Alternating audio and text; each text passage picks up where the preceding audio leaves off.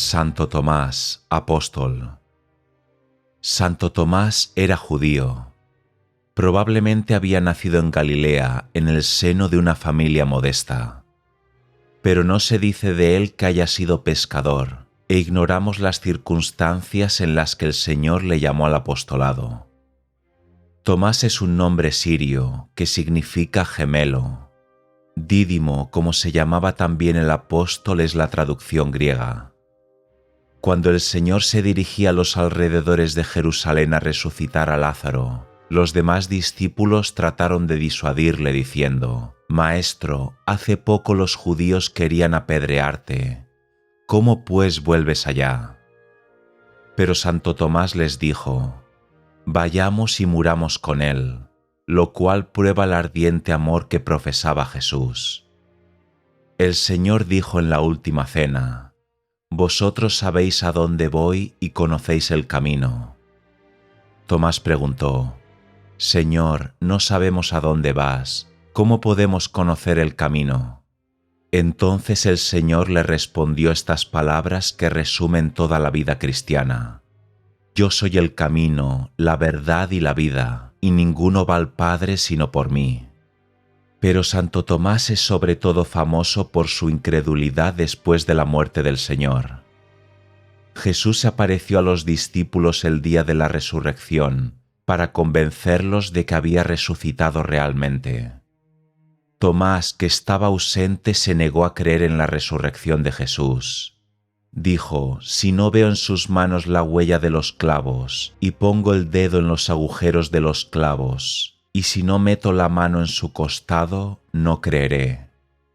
8 días más tarde, hallándose los discípulos juntos y a puerta cerrada, Cristo apareció súbitamente en medio de ellos y los saludó: «La paz sea con vosotros». Enseguida se volvió a Tomás y le dijo: «Pon aquí tu dedo y mira mis manos. Dame tu mano y ponla en mi costado. Y no seas incrédulo, sino creyente». Tomás cayó de rodillas y exclamó: «Señor mío y Dios mío». Jesús replicó: «Has creído, Tomás, porque me has visto. Bienaventurados quienes han creído sin haber visto». A esto se reduce todo lo que el Nuevo Testamento dice sobre Tomás. Sin embargo, como sucede en el caso de los demás apóstoles, existen diversas tradiciones acerca de las actividades apostólicas de Tomás después de la venida del Espíritu Santo. Eusebio afirma que Tomás envió a San Tadeo a Edesa a bautizar al rey Abgar, y dice que el apóstol trabajó entre los partos y los medas, persas, carmanios, hircanios, bactrianos y otros pueblos de esa región. Pero la tradición más persistente es la que afirma que Santo Tomás predicó el Evangelio en la India. Dicha tradición se apoya en fuentes independientes. La principal de ellas es un documento titulado Acta Tome, que data, según parece, de principios del siglo III. Cuando los apóstoles se repartieron en Jerusalén el mundo para ir a predicar, la India tocó en suerte a Judas Tomás, como se le llama frecuentemente en las leyendas sirias. Tomás, que no quería ir allá, alegó que su salud no era muy robusta y que un hebreo no podía enseñar a los indios. Ni siquiera una aparición del Señor logró hacer cambiar de parecer a Tomás. Entonces el Señor se apareció a un mercader llamado Abán, embajador del rey parto Gundafor, quien reinaba en una parte de la India.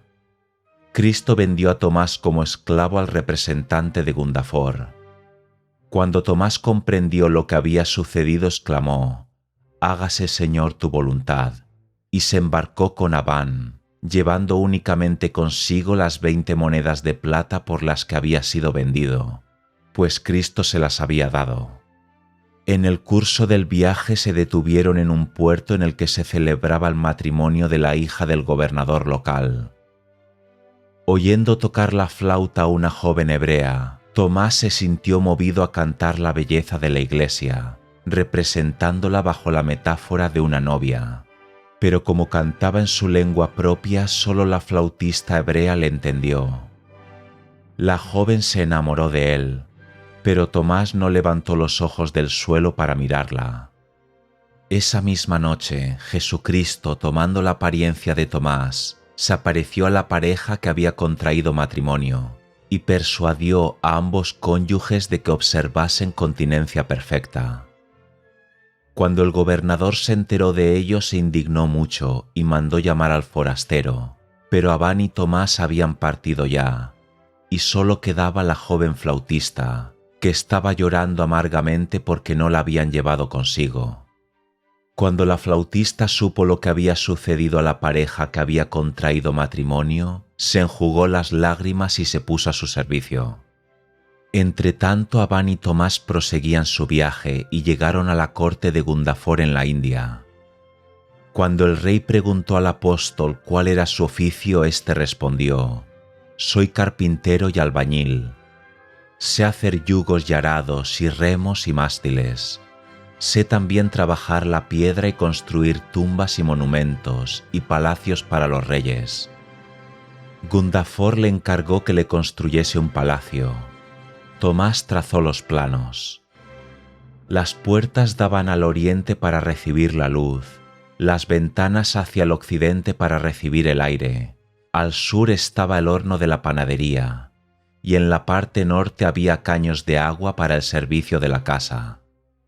Gundafor partió de viaje, y durante su ausencia Tomás no trabajó en la construcción y gastó todo el dinero que el rey le había dado en socorrer a los pobres, diciendo: «Lo que es del rey hay que darlo a los reyes». El apóstol recorrió el reino predicando y curando y arrojando a los malos espíritus. A su vuelta el rey le pidió que le mostrase el palacio. Tomás replicó: «No podrás verlo sino hasta que salgas de este mundo». Entonces el rey le encarceló y decidió despellejarle vivo. Pero precisamente entonces murió un hermano de Gundafor. Los ángeles le mostraron en el cielo el palacio que las buenas obras de Tomás habían construido para Gundafor, y le permitieron volver a la tierra y comprar el palacio a su hermano. Pero Gundafor no quiso vendérselo. Enseguida, lleno de admiración, puso en libertad a Tomás y recibió el bautismo con su hermano y muchos de sus súbditos. Y al amanecer, Tomás partió el pan eucarístico y les permitió acercarse a la mesa del Mesías. Ellos se alegraron y regocijaron mucho. Después Santo Tomás predicó e hizo muchos milagros en la India, hasta que tuvo dificultades con el rey Magdai por haber convertido o embrujado a su esposa, a su hijo y a otros personajes. Tomás fue conducido a la cumbre de una colina. Siguiendo las órdenes del rey, los soldados fueron y le golpearon, y él cayó y murió. Fue sepultado en un sepulcro real, pero más tarde algunos cristianos trasladaron sus reliquias al occidente. La mayoría de los historiadores afirman que la leyenda que acabamos de resumir carece de fundamento histórico. Sin embargo, está fuera de duda que hacia el año 46 de nuestra era había un rey llamado Gondofernes o Gudufar, cuyos dominios incluían el territorio de Peshawar. Y no han faltado quienes hayan tratado de identificar al rey Magdai, cuyo nombre es de origen indio, con el rey Vasudeva de Mathura. Las leyendas relacionadas con Santo Tomás no se reducen a esto, ya que en el otro extremo de la India, en el territorio que va desde Punjab a lo largo de la costa Malabar, particularmente en las regiones de Cochin y Travancore, hay muchos pueblos cristianos que se dan a sí mismos el nombre de cristianos de Santo Tomás.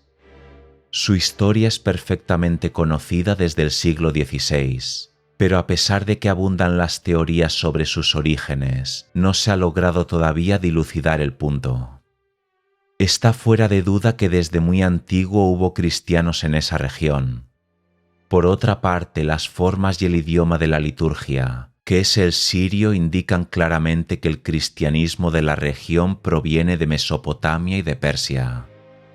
Los cristianos pretenden, según lo indica el nombre que se dan, que Santo Tomás evangelizó personalmente en la región.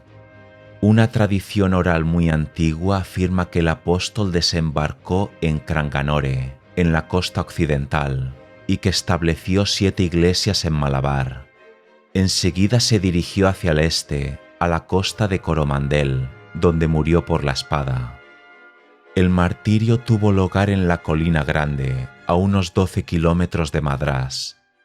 Santo Tomás fue sepultado en Milapore, que es actualmente un suburbio de la ciudad del mismo nombre. Como quiera que sea, las principales reliquias estaban en Edesa en el siglo IV. Las actas cuentan que fueron trasladadas de la India a Mesopotamia. Más tarde fueron trasladadas de Edesa a la isla de Quíos en el mar Egeo, y de ahí a Ortona de los Abruzos, donde reposan en la actualidad.